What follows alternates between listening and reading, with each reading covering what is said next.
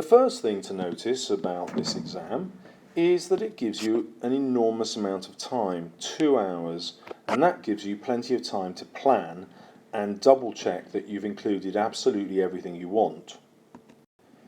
Before you read any of the extract, read the question first and find out what it is that you need to read for. And I would probably read the question twice. Read the magazine article, it's about Emmanuel. You assisted Jean write a letter to persuade local businesses to donate money to expand the work of the Archway Children's Centre. Then I get a bit of extra help. In your letter, you should explain the work of the centre and why it's necessary, use Emmanuel's story to support your appeal, and give reasons why local businesses should support the centre. So one piece of advice I'm going to try, and I've not done this exam under exam conditions before, is I'm going to try and annotate the passage. So that bullet point I'm going to annotate in blue, this one I'm going to annotate in red, and then the final one I'm going to annotate in black. And the reason for that is that it will allow me to easily sort through the different information that I've got and then group it, because it might not be grouped in the reading material, in the text. It might not all appear in one spot. And so I'm going to see if this will help me. Okay, well, having read through the question, I'm then going to go back over it and underline the key words that will stop me forgetting any particular content. So I'm reading about this child called Emmanuel, and what do I have to do? Well, I'm going to write a letter, and it's a letter to persuade. So if you've watched any of my other videos on persuasive writing, you'll know that I'm going to use a faster crotch here because they're all persuasive techniques, they're all rhetorical. I won't call them a faster crotch techniques because that's just my mnemonic. They will be rhetorical techniques. And now I want them, that's for the purpose of my persuasive writing, to donate money. And these bullet points I'm not going to underline at the minute. I'm actually going to use them as headings, so I know they will be included in my eventual answer. Now, when I say I'm using them as headings, I won't write the headings out. I'll show you. I'll just use these as questions in my persuasive piece. Why will I use questions? Well, that's quite simple. I'm writing a persuasive piece, and I know that questioning, particularly rhetorical questions, is a persuasive technique. So I'll turn those into questions when I start to write. Next, I notice that I've got to base my letter on the magazine article. And this could lead me astray because of the next bit of advice, which will be in every exam, this instruction: be careful to use your own words. Now, obviously, when I'm referring to the magazine article, my temptation is going to be to quote, but I can't do that. I've got to use my own words, so I'm going to highlight that in a bit more of a dramatic colour on my exam paper, so I really remember not to go wrong there. Okay, so the next thing I need to know is I'm given a start. I'll make sure that I start that way. I only have to write 1.5 to 2 sides in an hour, which is incredible. It would take me roughly 20 minutes a side, which it might take you 25, which means you've got time to play to actually plan this or get it right. And then the next thing I notice, which is quite interesting, is that there are 10 marks just being given away for finding the facts for these bullet points. Now, these won't be hard to find, so those 10 marks are free. I'm going to get them. I'm going to make sure I nail every single one of them, and after that I've got 15 marks for the quality of my writing, so I'm going to think what that is in a moment. Okay, let's pause here and go to the mark scheme, and this is for the reading element, the 10 points that I'm looking for. And I find that the mark scheme doesn't say I have to get a particular number of points. So it's not like the reading paper. It says I've got to give a thorough, perceptive, convincing evaluation. So thorough means a lot of points, but it doesn't tell me how many. I've got to read between the lines, which tells me that not all the points will be absolutely obvious. And I've got to show understanding by developing much of the reading material. Okay, well, what does developing mean? Well, you'll remember from my video on the extended reading paper that it means the thoughts and feelings, presumably of the people in the extract. I'm going to be writing about Emmanuel, but I might also be writing about the business, because remember, I'm going to suggest reasons why the businesses should get involved. So as long as I'm developing feelings and thoughts of either of those two, I'm going to get the marks for developing. Okay, well that doesn't sound too hard in theory, and it's going to get me into band 1, so I'm quite encouraged so far. Okay, as I'm reading the insert, I'm going to keep the question paper open. Here I've just copied the relevant bit so that I remember what colours I'm going to annotate for. Now you can fast forward this bit if you want, but I'm going to read this live and annotate it as I would in a real exam, so you can see exactly what I'd do if I was doing this test. Among the winners at a recent awards ceremony, one 16-year-old student stood out as an inspiring example of how education can transform lives. Emmanuel, a student from an international school in the region, won the top award for art and design. Yet just 10 years earlier, Emmanuel had faced a difficult and uncertain future living on the streets. So I'm going to double check. The work of the centre, not really. I might just have it transforms lives. Then I'm going to red. Use Emmanuel's story. Well, I know he was living on the streets, so I'm going to include that.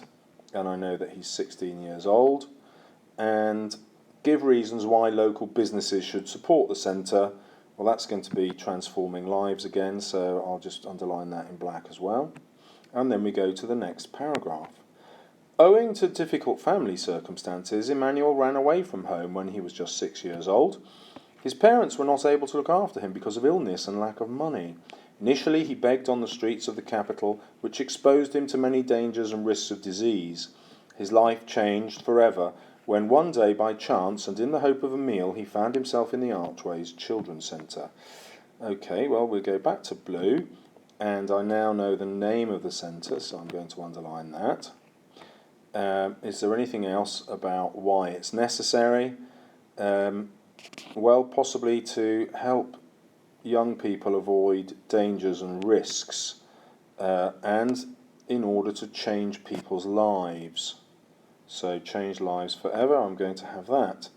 And also because people have difficult family circumstances, so there's always going to be a need, so I'll have that. Next, I'm going to have Emmanuel's story. So ran away from home, and he was 6 years old, and we know parents were ill and they had no money, so we'll have lack of money, and he begged on the streets, which is very dangerous and risky, and he was at risk of disease. Okay, so then give reasons why local businesses should support the centre. Well, probably the big thing is risk. They're going to stop young people being at risk of all sorts of problems. Okay, I'll go to the next paragraph. It was June 1997, and from that moment my life changed, says Emmanuel. Before that, I'd been in a dark room searching for a way out. But then I found a door, and that door was the Archway Children's Centre. No one opened it for me. I opened it myself. Suddenly, after so many years of darkness, I felt as if someone had switched on all the lights. Well, I've got a bit of a problem here. This is all quotation, and I've got to use my own words. Is there anything in there about the work of the centre? No. Is there stuff about his story? Yes, I suppose there is. There's this idea of him deciding for himself, and so this idea of self-determination I'm going to have to come up with. And so I might just write that here to remind me. Self-determination. You'll have better handwriting than me. Which means that he's taking his destiny into his own hands, but that was all possible because of Archway. Right, next paragraph. The centre is dedicated to empowering street children aged between 7 and 17 years old. It provides them with shelter, medical treatment and clothing, as well as education and numerous other services. Their vision is of a country in which all children can enjoy their basic rights to survival, development, protection and participation in society. They believe that every child has a talent and a need for it to be discovered and nurtured. Well, I know immediately that that's all about one thing. It's nothing to do with his story. It's going to give me a lot about the work of the centre, so let's go blue. And so it empowers street children, and they are aged 7 to 17. It gives them shelter, medical treatment, clothing, education, and other services. Okay. It's got a vision, so I might mention that, but I think that's more about why the businesses should support them actually, so I'm going to go with black. So businesses are going to help create this vision, basic rights for survival, and participation in society. Going to develop every child's talent and nurture it. Okay, I probably don't need nurture, I'll get rid of that. Right. Okay, so now we move on to the rest of the text. The Archway provided primary school education for Emmanuel and gave him shelter at home. At school, he discovered a talent for painting that was fostered by Sister Jean, the centre founder. With her help, he secured a scholarship to continue his secondary education locally. Emmanuel explains, Sister Jean recognised that the international school was the only place where I could develop my artistic potential. There I had inspirational teaching and encouragement to aim high. Okay, so I'm going to go with black here. Why should businesses contribute? Because they're going to have inspirational teaching, and they're going to get students into primary school, and they're also going to get them into secondary school. Next, I'll look at Emmanuel's own story and this idea that he had a talent for painting, which was fostered by Sister Jean, the centre's founder. Then we move to the next paragraph. Following his outstanding examination result in art and design, in addition to good grades in other subjects, Emmanuel is now hoping to pursue a career as an illustrator. Sister Jean is searching for a scholarship to enable him to go to art school abroad to continue his studies. He intends to return to his home country at the end of his course to teach art to local children as well as to produce his own design work. So I've got more reasons for businesses to support. They're going to pay for travel to the home country. Why should they do that? Because it's going to benefit local children there.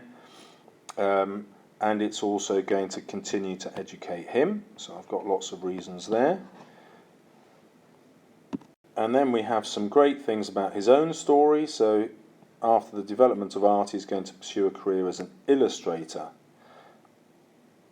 And finally, in that paragraph, part of the job of the centre seems to be to find opportunities abroad, so I'm going to underline that.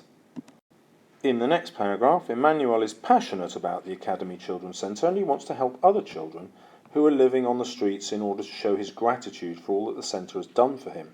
With this in mind, he contributed his story to a book published to raise money for the centre and to show how lives can be transformed through education. The stories are all written and illustrated by the centre's children. So I've got some work of the centre going on there. They've raising money. They've published a book to do it. And they've done it with the children, so they're empowering them. A bit more of Emmanuel's story. He's grateful and he's contributed a story to the book. And then I scan over again and I realise that there's nothing new in here about why businesses should support. So I now move to the final paragraph.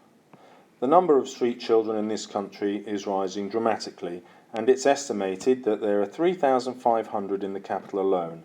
Emmanuel says, without the centre's founder and my own efforts, my artistic talent would never have been discovered. I was not only helped to overcome my difficulties, I was given a complete rescue package. I hate to think what would have happened to me, where I would be now, if chance had not directed me to the ever-open door of the Archway.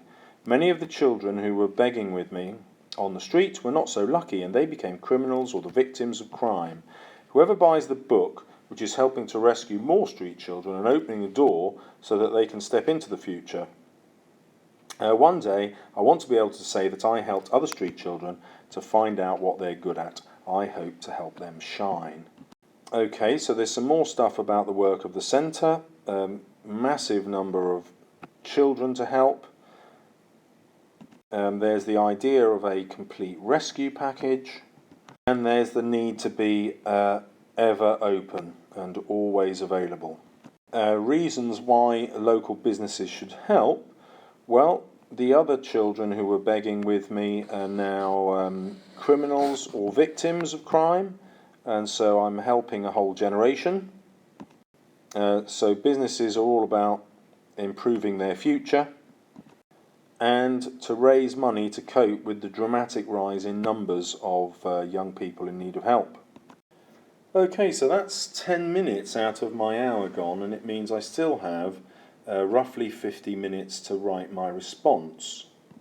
And another way of looking at that is to say that I've spent 10 minutes looking for 10 marks for the reading, and hopefully I've got everything that I need. Let's double check with the exam criteria. Okay, let's go through them one by one. Yes, it saves children, prevents children from becoming involved in crime, gives them a future, changes lives, nurtures talents, provides a full range of shelter and support, believes children have a right to a place in society. No, I didn't get that one.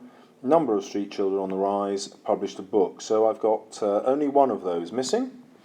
And by the way, I didn't read this before I looked at the paper. I did this like a real exam. Turned up at the age of 6, showed early talent for painting, adapted to international school education, maybe, I probably haven't got that. Excellent in art, yes. Wants to become an illustrator, yes. Intends to return to his country, yes. Committed to helping others, but maybe not develop their artistic skills. So I've missed definitely one bullet point there.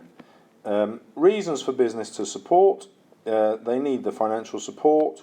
Children with talent and dedication need further education that the centre can't give. Yes, I've got that when I'm talking about the primary, secondary school and international school. There are many other young adults like Emmanuel. Well, I've got that with the rise in number of homeless people.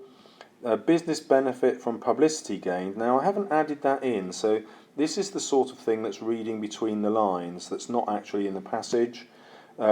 Commerce has a moral obligation to help the underprivileged. Again, this is reading between the lines and not in the passage. And businesses benefit from increased educational skill levels in the local community. Again, which is not in the passage. So now we can see that the extra marks are given for inference, which, just like in the reading paper, is the third bullet point. And then if we look down the bottom here, you will notice that I began by saying what a fair exam it is, and here's the proof. Accept all other relevant ideas derived from the passage and relevant to the question. So there aren't right or wrong answers. Okay, before I start writing, it's worth getting to know this exam a little more thoroughly. What am I going to be marked on in my writing for these 15 marks that are available? Well, I've got to have my sense of audience, so I'm writing to businesses. I'm going to remember to be formal. I've got to be authoritative. In other words, I've got to really persuade them. That's no problem because I'm going to use the faster crotch techniques, and that will also take care of my appropriate style. I'm not going to put any jokes in there, for example, because I'm remembering who I'm writing for. Next, I'm going to use varied sentences, and this is something I teach my students all the time. We practice beginning sentences with adverbs or verbs, or having short sentences that are 3, 4, or even one word long. We practice having really long sentences that have to be at least 35 words or that contain colons and semicolons, and that forces you to have a variety of sentences. But actually, the easy shorthand for doing that is just to say one thing to yourself. Start every sentence in a different way. And once you do that, your writing becomes immediately sophisticated and it leaps up into the top band. So start each sentence in a different way and you're going to get into band 1. Then I've got a strong sense of structure here, paragraphing and sequence. So I'll remember to always paragraph for changes of time and topic. There won't be any talk in this instance because it's not that kind of writing, there's no conversation in it. And I'm going to double check everything for error. And then finally, as I would expect, it wants a wide range of vocabulary. So I'm just going to imagine there's a thesaurus in my head, and I'm going to use it as often as I can. If I'm unsure of a word, I won't use it because I don't want to sound stupid. In my next video, I'll be taking you through how I actually write my answer to the question. And I don't actually need to do this, of course, because I'm not taking the exam, but I want to show you what it actually feels like to write under exam conditions. So look out for that, it will be available later today, and please subscribe.